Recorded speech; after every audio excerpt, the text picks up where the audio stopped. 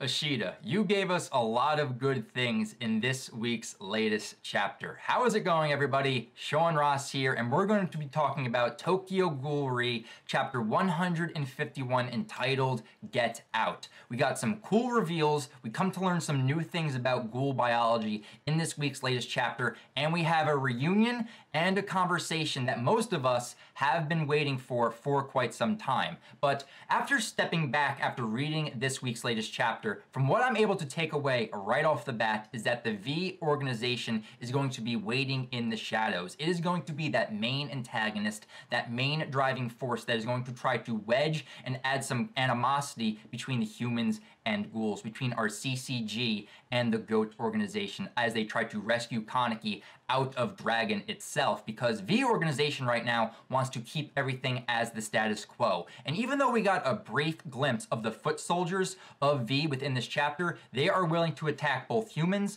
and ghouls to make sure that society as a whole does not uncover the truth of what the Washu and V and the CCG have been doing behind the scenes. But even though with V being the antagonist, some other characters that I'm also suspecting to actually give our heroes, the CCG and GOAT, some trouble is Mitsuki and Aura. We did not see him in this chapter, but I just want to bring up their names once again because we have to watch out for these two characters. We don't know what Mitsuki and Aura are going to do once they end up coming back into the story. So that's what I'm taking away right off the bat. That is who I see right now as our main antagonist moving forward as the operation to rescue Kaneki is about to commence. But with this week's latest chapter, there's a lot to dive into, and I'm definitely looking forward to talking about the Kimi and Nishiki reunion, but also that ending conversation between Hide and Touka. But I'm gonna go a little bit out of order for the very beginning because I noticed two new characters getting introduced into the manga for this week's latest chapter that are going to be new to manga readers,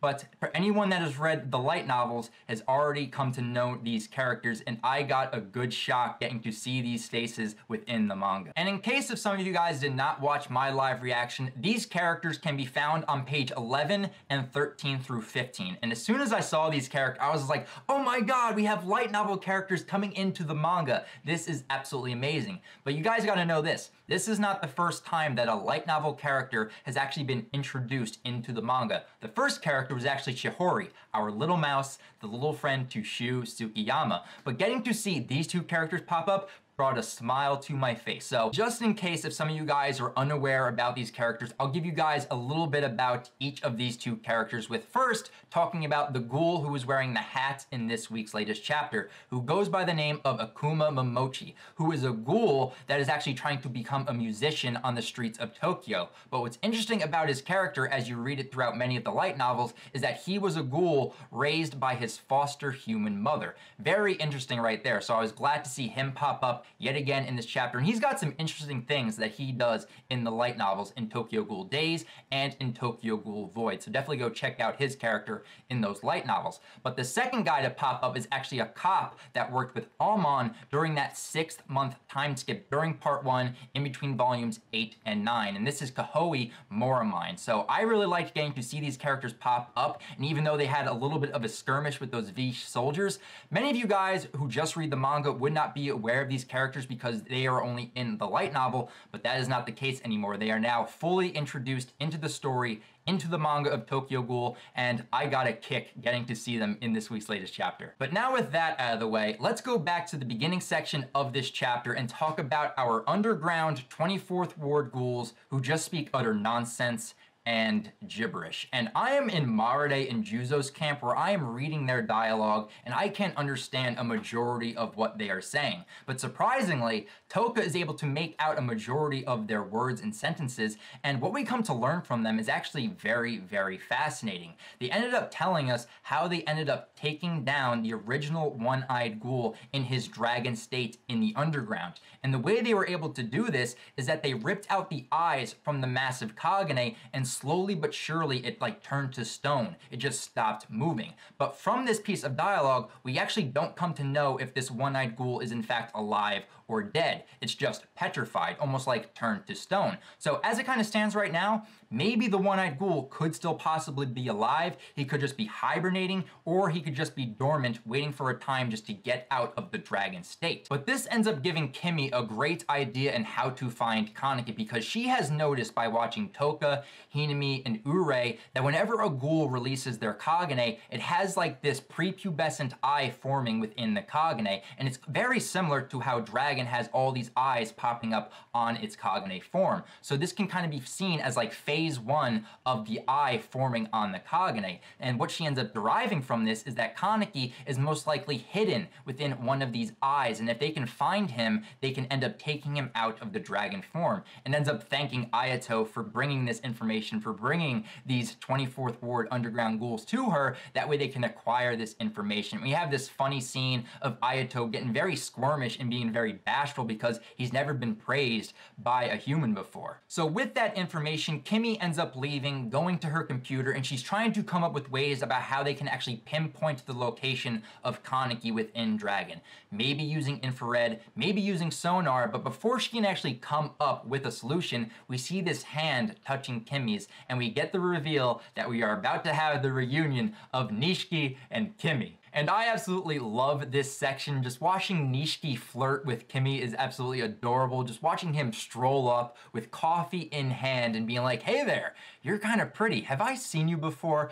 I love this little section because I have been waiting for the reunion of Nishiki and Kimi for a long time, and I am very happy with Ishida that he brought it to us with this week's latest chapter. But once the flirting stops and the conversation kind of gets a little bit more serious, we actually come to learn as to why Kimi ended up leaving Nishiki and ended up joining Kano and becoming one of his assistants. And the reason she did this was for Nishiki. She wanted to learn more about ghoul biology and ghouls in general, and she wanted to take that knowledge and actually change the perspective and the mindset of the human society as a whole, because whenever she stepped out with her boyfriend who was a ghoul, there would be no prejudice, there would be no blame or censor as to their why they are together, their relationship. And I actually really like this, and it actually makes a lot of sense for Kimi to do this because she loves Nishiki a lot and she is willing to do anything to be with him. And the fact that she went to these great lengths to join up with Dr. Kano all for Nishiki,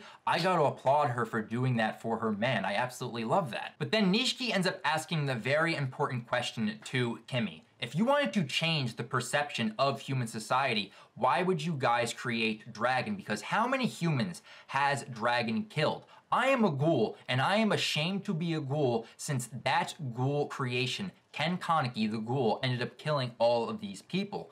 But then Kimi ends up turning it around and actually made it look at it more logically, and it's a way I actually never viewed the entire situation. And she ends up saying to Nishiki, well, if that is Ken Kaneki, he's human. He was a human created and turned into a ghoul by another human, and he was turned into Dragon by a man. He is man's creation. A man turned another man into Dragon, and as society will see, humans and ghouls are going to come together to take down this threat. It's very logical, and I actually never viewed the situation in that way. But what I'm really glad about is that this conversation did not actually turn into a yelling match between Nishiki and Kimi. It was actually a very civil conversation, ended up bringing up very good points, and I'm glad they just didn't have a gigantic fight on their reunion of just coming back together. So thank you for that, Ishida. So after that little reunion, the next section that we dive into is with V and some new information that we learn about the original one-eyed ghoul from the mouth of Matsuri Washu himself, because he's talking with Urei throughout this chapter, basically letting him know that the original one-eyed ghoul 100 years ago that fought against the CCG was actually a Washu descendant himself. And the way that I kind of view this is kind of like Game of Thrones. You have a member, most likely a bastard of the Washu clan, fighting up against the main branch of the Washu because he's tired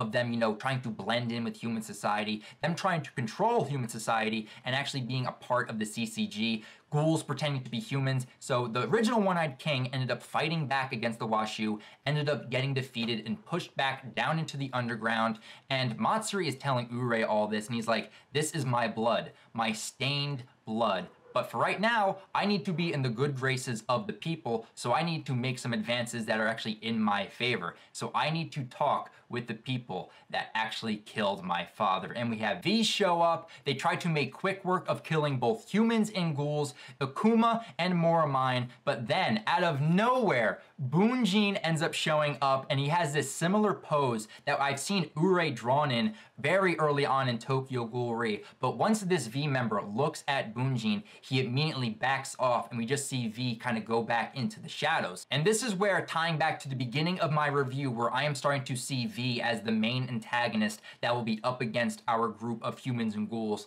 trying to rescue Kaneki. But the last section that we need to talk about for this chapter is that conversation that took place between Touka and Hide. I had a smile on my face just getting to see this conversation taking place, as I'm sure many of you guys had, because we all remember the conversation between Touka and Hide back in part 1, so it's nice to see them actually, just sitting down and getting to talk about one another, and mostly getting to talk about Kaneki. And in this section, Hide ends up taking off his mask, but Ishida, being the troll that he is teasing us. He did not show what Hide looked like. He ended up shadowing it out, and my best guess is we will see what Hide looks like once they rescue Kaneki and Hide and Kaneki end up having their conversation. That is my best bet, as when we will actually see, the deformities and the scars that Hide has endured from helping Kaneki.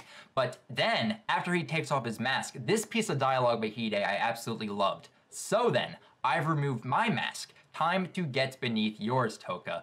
And then he ends up asking the question, so, when did you end up liking Kaneki? And this kind of takes Touka aback. It's like, wait, what? And he's like, all right. It's probably when I went up against the doves. And this is going back to chapter 18 of part 1, when she ended up, attacking the doves, ended up killing one, but also getting injured in the process. And it's that line of dialogue that Kaneki said to her, where he said, if you died, I'd be sad. And at that moment, that kind of planted the seed for their kind of love for Kaneki to blossom, which I love that actually was mentioned in this chapter. And I love just the reactions of Hide, where he's just so happy. And he's like, really? That scamp ended up saying that to you? And Hide, I can just picture the smile on his face, depending on how scarred up his smile and mouth actually is. I absolutely love that, but then ends up, moving even further and saying, how was the wedding? Did you guys go on a honeymoon? Did he get you a ring? So Hide is well informed enough to know that Kaneki and Touka ended up getting married, and even asking, it's like, oh, was there a honeymoon? Did you guys end up doing it, if you know what I mean?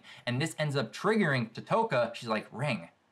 Kaneki has my ring. And he's like, I gave it to him. He has my ring. And then the last panel of the page, we see this eye on the Kagane of the dragon himself slowly awakening, and just has a dialogue, the ring. And that is where the chapter ends. So right now, Touka has 2 reasons to go rescue Kaneki. For 1, to rescue her man, but 2, to get back the ring that belonged to her mother and father.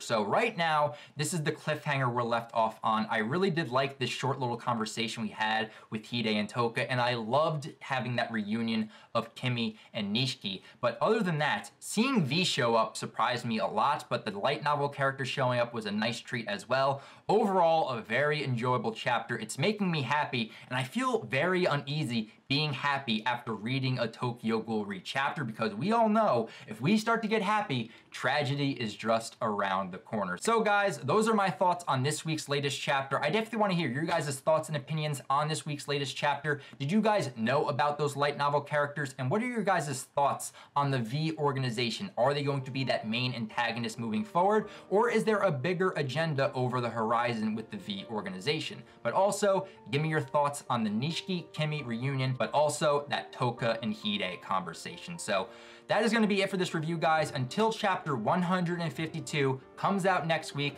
I'll talk with you guys later. See you later, guys.